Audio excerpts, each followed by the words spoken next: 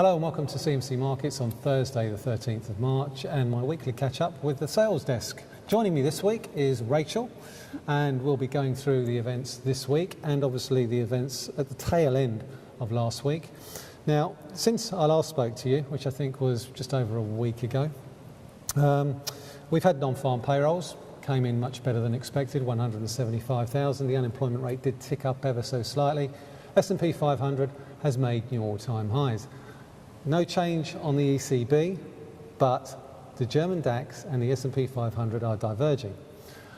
And I think that's really, what we're looking to talk about today, Rachel, because I think if we look at the S&P 500 and the DAX, our clients have got wildly different views about it. No, absolutely. In terms of European opinion, all of our clients are long all the way through on the DAX, whereas in the US, they're still trying to pick the top, especially on the S&P.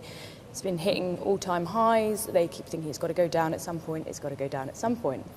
But it's not. No. It's sticking up there at 1870. We saw those retail sales numbers this afternoon. They were slightly better than expected, but I think it's the weekly jobless claims we're primarily interested in. But let's have a look at these charts, because I think this really illustrates the divergence between the DAX and the S&P. We can see, now, is this a head and shoulders reversal? It looks as if we could well be breaking lower, but let's look what our clients are doing. They've got it right so far this week. In fact, now they're starting to turn around, and they're looking a little bit long. Yeah, so, well, they're pretty much across the board in terms of position value, and all clients versus top clients. Everyone is incredibly bullish on DAX at the moment.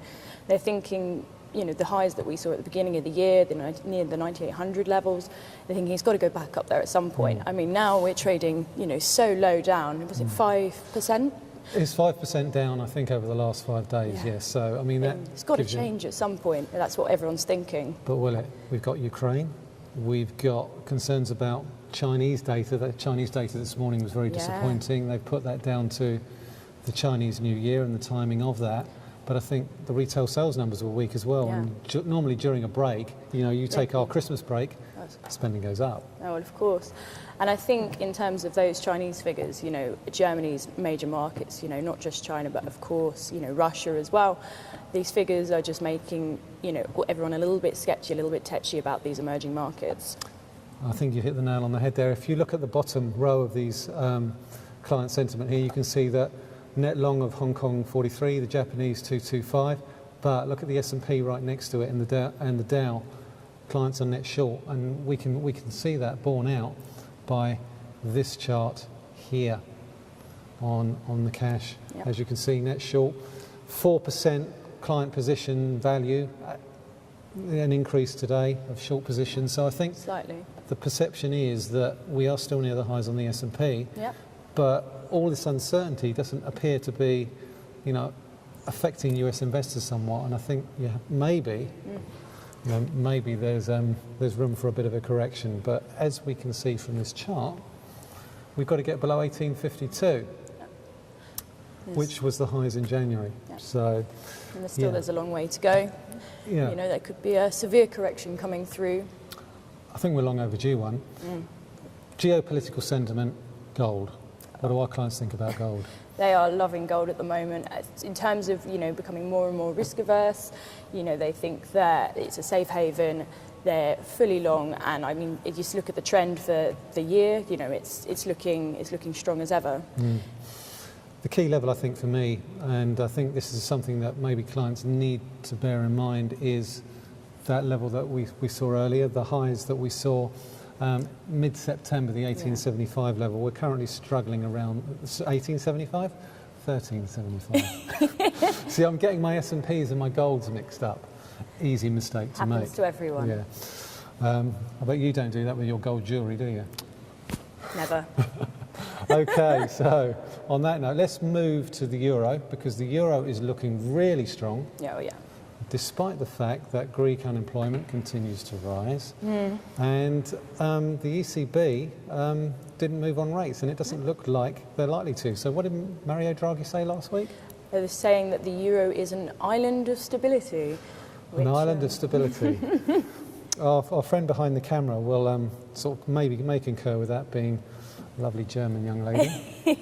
An island of stability, indeed. And I think really that is what's driving the euro at the moment. I think this turmoil in emerging markets, you're getting capital going into the euro, it's going into the bonds of Italy, Spain, Greece, which is why yields are falling. And the dollar's weak. Now, why is the dollar weak? We've got the FOMC next week, and the likelihood is we're going to see another taper, yet the dollar continues to decline. And the next target for me is this 140 level, which is right up here. Our clients, what do they think of it, Rachel? Like they, again, similar with the S&P, they're trying to pick the top. Exactly. I mean, our clients are seeing these figures coming out of Europe, then seeing them coming in weak. They've seen some dollar strength in terms of some figures, with the non-farm payrolls. They think the euro-dollar strength has got to end at some point. Again, just picking the top. Trying to pick the top. And the thing is, and I think this is where probably people are making a mistake. They think that the ECB will ease.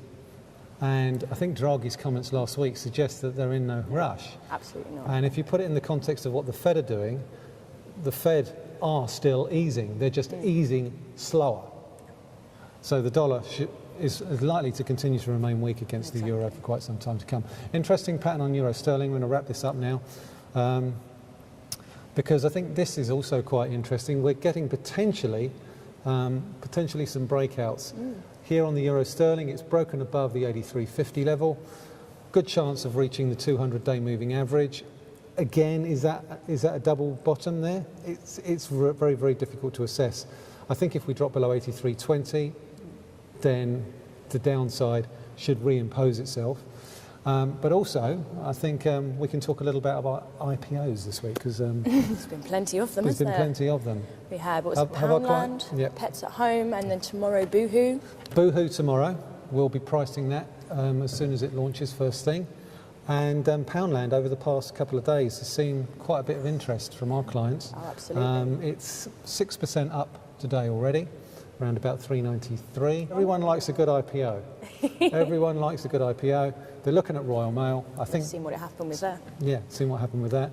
And I think the perception is that it's likely to continue in the same vein. Well, you look at the fundamentals of Poundland running up to the IPO. They're fabulous. Why shouldn't they continue? And if you compare it to, say, something like Dollar Tree in the US, the success they've had since they've had massive success over the past 3 or 4 years.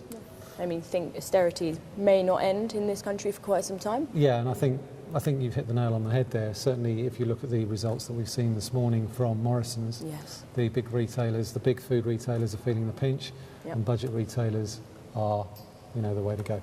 Okay, that's it for this week.